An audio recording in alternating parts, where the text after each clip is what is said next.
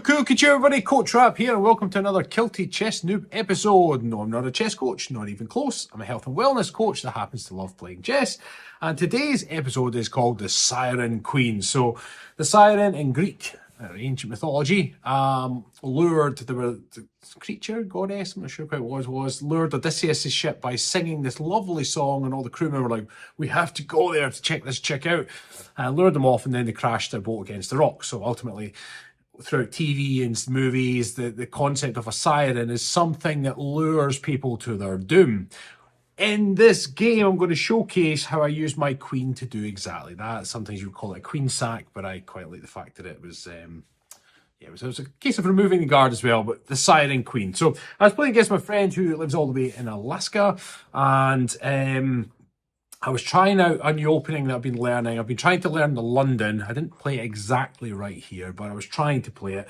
And I've since switched to playing the Jubava London, which I'm quite enjoying at the moment. But regardless, I was trying to play the London. My opponent was playing very, very well. We're both playing quite solid. And I was gearing up for a big battery through the middle, as I'm going to showcase. And then I noticed there was a situation where I moved my queen, and effectively it was... The engine doesn't like it. I don't know that at the time because you don't see it till afterwards. But the engine didn't like it, but it set up something else. And I thought, oh, I'm going to try and steal a rook here. And in the end, it then led to a checkmate. So I'm going to take you through it. So again, I was playing the London. So London starts off with d4, pumping forwards. My opponent came out with the knight initially. And then I brought the bishop out. And then the Jubava London is different, which I was not playing here. The Jubava London, you pull the knight out first, and then then the bishop afterwards. Okay, that's in the Jubava London, but I wasn't playing that. So I brought the bishop out. My opponent then played e6. I secured the bishop as part of the London I've been learning, so standard. He brought his bishop out. Now, this is where I probably... From what I'm learning, I probably should have brought out the knight to develop another piece that would have then defended. But instead, at the time when he brought his bishop out, it was going to be a bishop trade. But at the same time, I was thinking, well, if I double the pawns, which is what I went for, I thought double pawns in the centre I felt was going to be a bit of a pickle for him. So I went with that instead. We developed on a little bit further. I brought my bishop out to the centre. He pushed a pawn. He created a nice little pawn chain across the middle, making the most of his double pawns. I brought one knight. He brought his knight. I castled kingside. He castled kingside as well. And then I secured my own little pawn chain up this side.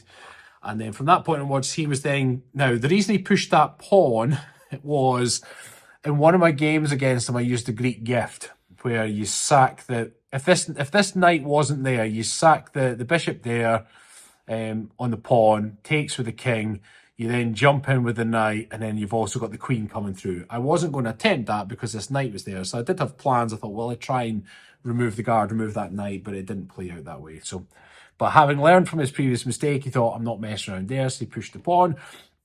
I brought my other knight to the party, just trying to develop some pieces. He pushed the pawn on the other side. I think he was planning then to push this pawn forward, so I then stopped that from happening. And he moved his rook to change plans. All this was all fairly standard. Now, at this point, I then started to eye up making a break down the middle. I had my knight sort of working around this square. I think I was targeting this square in general, the e5 square. So I pushed the pawn there. He took, I took, and he brought his queen in. So by this point, I was kind of working through a bit of calculation techniques, which is important when, if you're attacking, you need more attackers than there is defenders. If you're defenders, you only need just as many. So that's something I've been trying to work on as well. But one of the key things I had in play from early on was this bishop was in a really powerful position, because what it does there is it stops any escape square from the king. So often when you push a pawn, it gives you an escape square. You know, if you've castled your king and you then decide to push a pawn, it usually gives you an escape square. But that, I had my bishop here at all times, and I have been learning about mating nets. And mating nets is when you surround the area around the king, so limits his movement effectively, and then all you then have to do, once it's all in place, all you have to then do is put the king in check somehow, and he's nowhere to go. So I was aware of this bishop causing problems for him all along. When he didn't take my knight as the engine would have liked, I decided to take his. He recaptured with the queen, and then I brought the rook to centre. So again, I'm targeting right down that middle. That's the sort of strategy I was going for. But by this point as well, I've also ensured that this diagonal is covered. So my goal here was, I wasn't quite sure. I didn't want to lead with the queen, but I wanted to come right down the middle and cause problems. He pushed the pawn, jumped right forwards. Again, he's then looking to then advance said pawn. I brought the queen up, which the engine thought was okay, but not great. If you see the analysis bar on the left, I'm +1. We're equal on material, but my positioning was slightly better. He then brought his rook to the middle. Again, he was anticipating what was going to be happening. All the action was going to be happening on the e-file.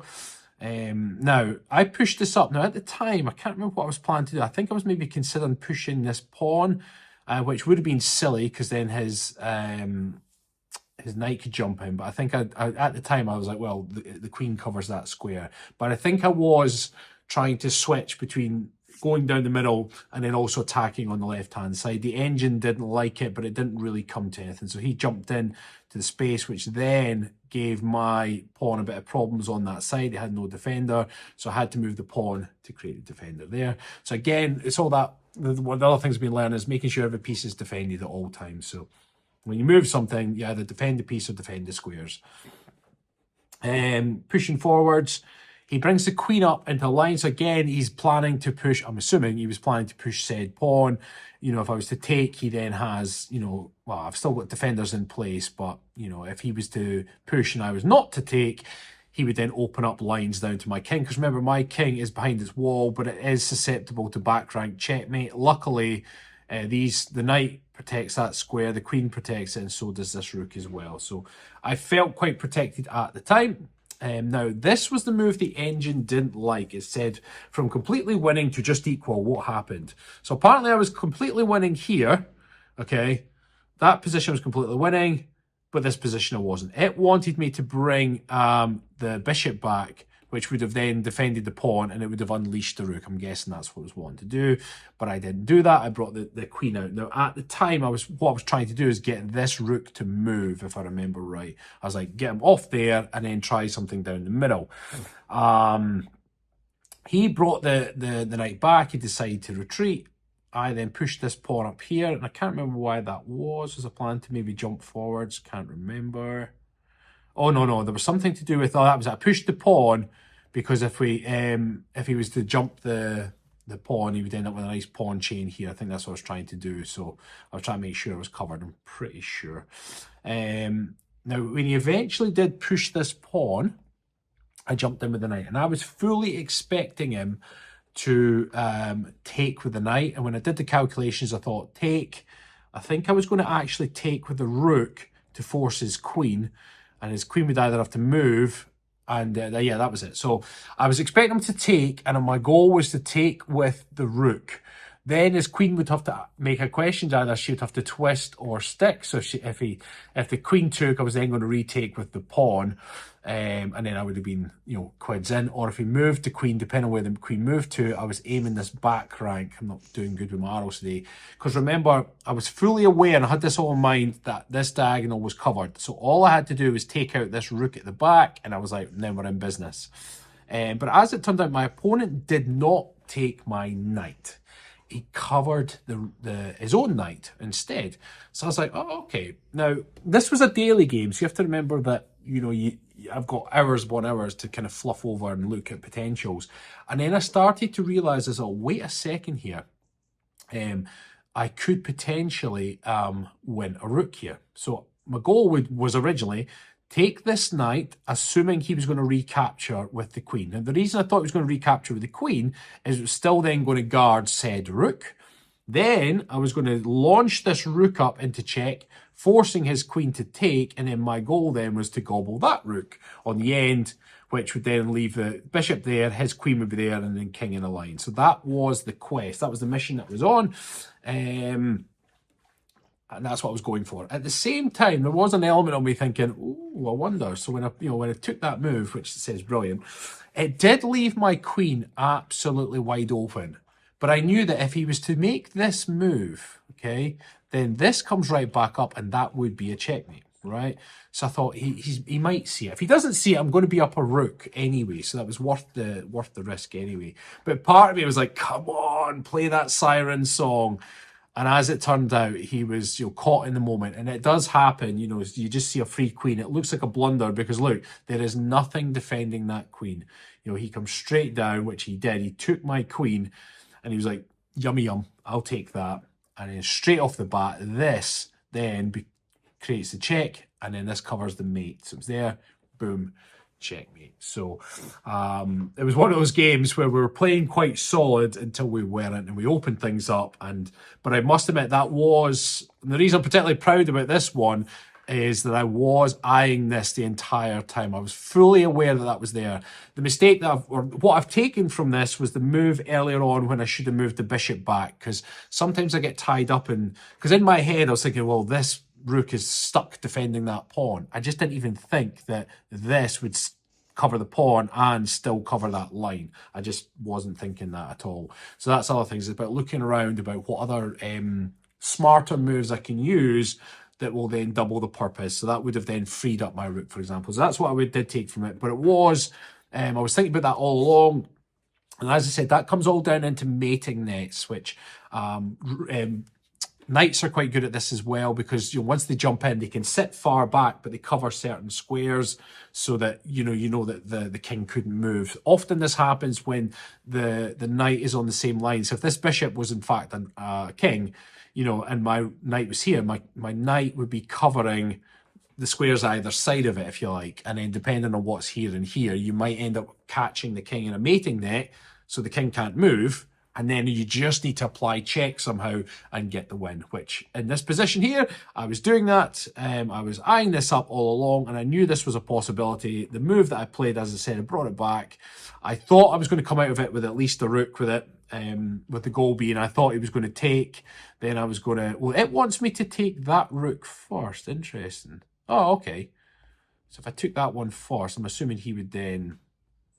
Oh, no, he wouldn't. Okay, fair enough. That's not the order I would have gone in. I was planning this. When I calculated it, I was going to do this, because knowing that he can't do this because of that. That's what I would have done.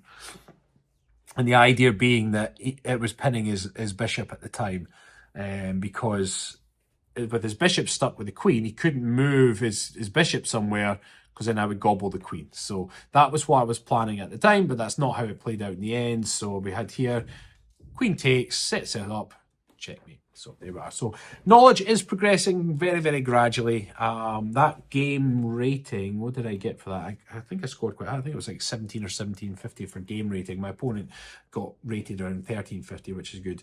The goal for the whole year had always been to try and get up to a 1500. Now, whilst my rating isn't 1500, there's a lot more games where I'm playing better and I've got my puzzle rating well over, and the kind of puzzles that I'm completing are late 1500, 1600. So I think by the end of the year, I can confidently say I'm probably around the 1500 on a good day, which is progress.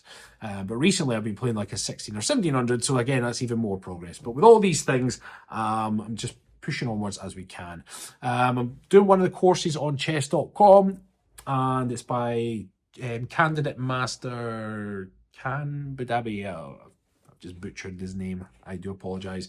And I'm learning all about happy pieces, which once I've kind of got a full gist of it, I'll maybe do a video on it, because it's very useful for beginners. And it's just a brilliant concept. It's not my concept, but very clear. But I am learning it, and the idea is that I'm trying to pave the way for anybody like myself to pick up chess at a later age and be able to play it quite well. So happy pieces is what I'm currently learning, and it's all about if a piece isn't sitting in its best or optimum square, or isn't doing anything, then you want to move it. It's all about development. So it's about identifying places on the board where if a piece is unhappy, move it till it's happy, kind of thing. So anyway, I'll do a video on that soon. So there we are. So the Siren Queen, the sack was there, lured my opponent away, and then got the check weight. It's also known, one of the terms is removing the guard. Now, whilst that one wasn't necessarily guarding that piece at that time, it was going to be guarding the piece had it taken my knight, but it didn't happen that way. So it was quite an exciting bit of play, and I thought it was quite interesting. So I hope you enjoyed that one. As always, please like, comment, and subscribe, and I'll see you in the next episode. Bye-bye.